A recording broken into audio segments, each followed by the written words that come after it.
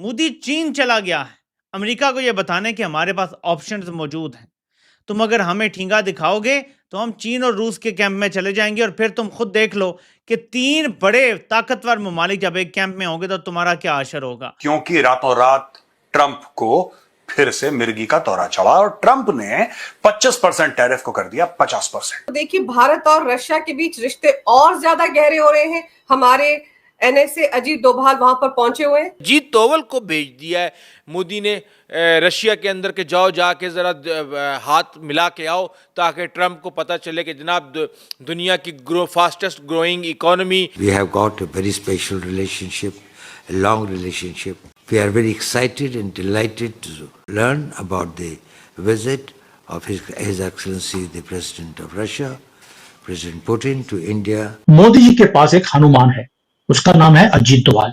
आज का अनाउंसमेंट उससे भी खतरनाक है और वो ये है कि व्लादिमीर पुतिन जो है वो भारत आ रहे हैं और संभवतः इसी महीने आ रहे हैं। बात ये है कि प्रोग्रेस के लिए you need a progressive ruling class and ruling elite which India has and we don't.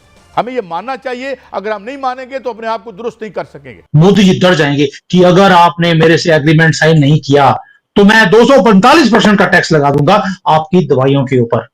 भैया धमकी क्यों दे रहा है, लगा दे। This is India is going to be the world player, right? They're going to have far and away the largest population in terms of bodies. You have so many folks that are already outsourcing to India right now. China is the second largest. और जैसे ही Trump को पता लगा है कि Ajit Doval is going to Russia, आप देखिए उनका जो टेम्परेचर है वो भी ऊपर नीचे हो रहा है। अब जो है अमेरिका ने बहुत बड़ा मौका दिया है, हम इस पूरी मार्केट से पूरे इस सिनेरियो से फायदा उठा सकते हैं। पाकिस्तान जो है वो 3 ट्रिलियन इकोनॉमी बन सकता है काजी साहब, और अब ये फैसला हो चुका है कि पाकिस्तान ये गैप जो है फिल करेगा। नमस्कार दोस्तों, हमारे national security advisor Ajit Doval sir Russia पहुंच चुके हैं और उनकी मुलाकात व्लादिमीर पुतिन से हो चुकी है। इस वक्त सोशल मीडिया में अजीत डोभाल जी की एक वीडियो बहुत ज्यादा वायरल है, जहां पर वो व्लादिमीर पुतिन के साथ बातें कर रहे हैं और पूरी दुनिया को ये बता रहे हैं कि इस महीने पुतिन भारत आने वाले हैं। अब एक तरफ कल मोदी जी ने चाइना जाने का ऐलान कर दिया, तो दूसरी तरफ आज पुतिन ने भारत आने का ऐलान कर दिया है। मतलब अब डोनाल्ड ट्रंप को खुलकर जवाब दिया जा रहा है, क्योंकि ट्रंप बिल्कुल सुधर नहीं रहे और उन्होंने अब इंडिया पे 25% की टैरिफ को बढ़ाकर 50% कर दिया है। यानी अब एक बात तो क्लियर है कि इंडिया अमेरिका के बीच ट्रेड अब बहुत जल्द कम होने वाली है। इसीलिए भारत अब तैयारी कर रहा है कि किस तरह भारत अपने ट्रेड रशिया और चाइना के साथ बढ़ाए। इसी टॉपिक पर चलिए आगे पाकिस्तानी मीडिया का रिएक्शन देखते हैं। वीडियो को लाइक और चैनल को सब्सक्राइब कर लें। अभी तक ये नजर आ रहा है कि नरेंद्र मोदी भी आगे से डट गया है। अब वो कैसे डट गया है ये समझ नहीं आ रहा। जाहिर है कि उसकी इस्टेब्लिशमेंट या जो उसकी फौजें हैं वो उसके साथ खड़ी हैं। अब ये हमारे लिए अनहोनी है, क्योंकि अफवाज अमूमी तौर पे अमेरिका के साथ खड़ी होती हैं, अपनी सियासी क़यादत के साथ खड़ी नहीं होती, और पाकिस्तान में हमारा यही एक्सपीरियंस है। लेकिन ये हमारे लिए एक नई चीज़ है कि नरेंद्र मोदी के पीछे उसकी अफवाज खड़ी हो गई हैं और वो तगड़े फैसले करना शुरू हो गया है। ये जो खबर आई है ये हम पहले पढ़ते हैं, फिर आपको बताता हूं कि सूरत हाल क्या है। PM Modi to visit China. PM Modi to visit China, his first since Galwan clash for की regional summit SCO. Modi Galwan में जो चीन ने फेंटा लगाया था इंडिया का, उसके बाद, और वो इमरान खान के दौर की बात है, इतनी पुरानी बात हो गई है। उस जमाने से लेकर मोदी कभी भी चीन के दौरे पर नहीं गया। अभी दोबारा भी इलेक्ट हुआ है और चीन बहुत बड़ा ट्रेड पार्टनर है इंडिया का। सैकड़ों अरब डॉलर की इन दोनों ममालिक के दरमियान तिजारत होती है। लेकिन पीएम मोदी बजाते खुद चीन नहीं गया इतने अरसे से, लेकिन अब क्यों जा रहा है इसकी सिग्निफिकेंस को समझें। ट्रंप ने टैरिफ लगाया और उसको अब डबल कर दिया, 25 और 25 का 50 कर दिया। बजाय इसके कि भारत की फौज मोदी की हुकूमत को गिरा देती, और आप गिरा भी सकते हैं इधर उधर से तोड़ ताड़ के, अब इतनी बड़ी अक्सरियत नहीं है मोदी के पास, गिराई जा सकती है हुकूमत। बजाय इसके कि भारत की फौज मोदी की हुकूमत गिराती, उल्टा मोदी की बैक पे खड़े हो गए और मोदी और टफ डिसीजंस ले रहा है। मोदी चीन चला गया है अमेरिका को यह बताने कि हमारे पास ऑप्शंस मौजूद हैं। तुम अगर हमें ठींगा दिखाओगे तो हम चीन और रूस के कैंप में चले जाएंगे और फिर तुम खुद देख लो कि 3 बड़े ताकतवर ममालिक जब एक कैंप में होंगे तो तुम्हारा क्या असर होगा।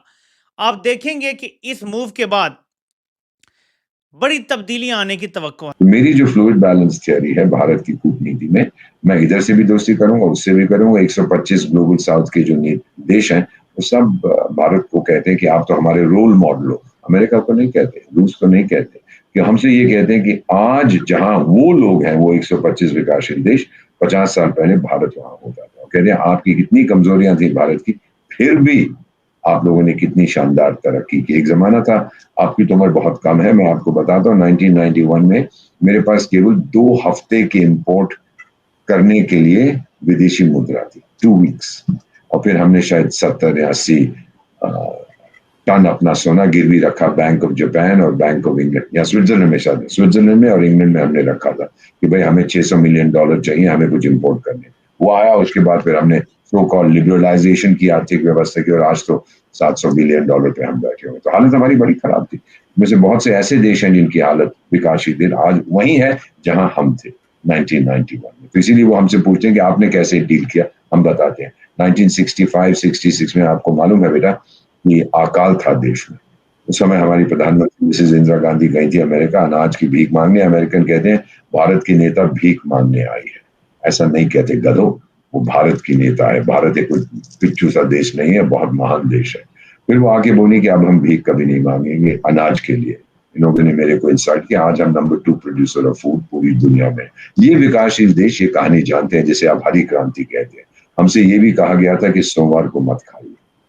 आपको मालूम नहीं बेटा भूख क्या होती है, मुझसे पूछो। मैं 15 साल का था, 1966-67, 80 सोमवार, मेरी माँ ने मुझे बाद में बताया था, 80 सोमवार मैं भूखा सोया था। 80 सोमवार, बहुत तकलीफ होती थी, पेट में चूहे कूदते थे, लेकिन क्या करता है, देश में आपातकालीन स्थिति। माँ तो माँ होती है, बोली दीपक खा ले, but my father would always say ये देश से इतना प्यार करता ही नहीं। I did not eat for 81 days. अब तो भरे पेट खाता हूँ, बहुत दबा के खाता हूँ, क्योंकि फूड अब बड़ी इजीली अवेलेबल है, वो सिचुएशन नहीं है। ये सारी चीजें विकासशील देश हमसे कहते हैं कि जो कुछ आपने किया हम भी वो करना चाहते हैं। और फिर अब वो मैं उनसे ये कहता हूँ, जो लोग अमेरिका या यूरोप के पीछे भागते हैं, उनसे एक ही गाना बॉलीवुड का सुनाता हूँ उनको, तेरा ध्यान किधर है, तेरा हीरो इधर है, तू मेरी तरफ देख, मैं बताऊंगा। तो मैम 3 देशों में, अफ्रीका में मैं स्पेशल एडवाइजर हूँ, वहां पर भी हम यही बताते कि हमने जो किया है, ये नहीं कह रहे कि उसकी नकल करो, पर आप समझने की कोशिश करो। सो मैम ये अमेरिका को बहुत चुभता है, भारत कैसे उभर रहा है। एक तो पहले सोवियत संघ को चलिए मान लिया आपने तोड़ दिया, आपने चीन का सहारा लिया उसको तोड़ने के लिए। अब चीन आपको आंखें दिखाने लगा। अब चीन को हराने के लिए आप भारत का सहारा लेते हो, तो आपको डर है कि भारत में हमें आंखें दिखाने लगे। तो आप चाहते हैं कि भारत का प्रयोग किया जाए चीन को ठोकने के लिए, लेकिन भारत कभी स्थिति में ना हो कि वो मेरा मुकाबला कर सके।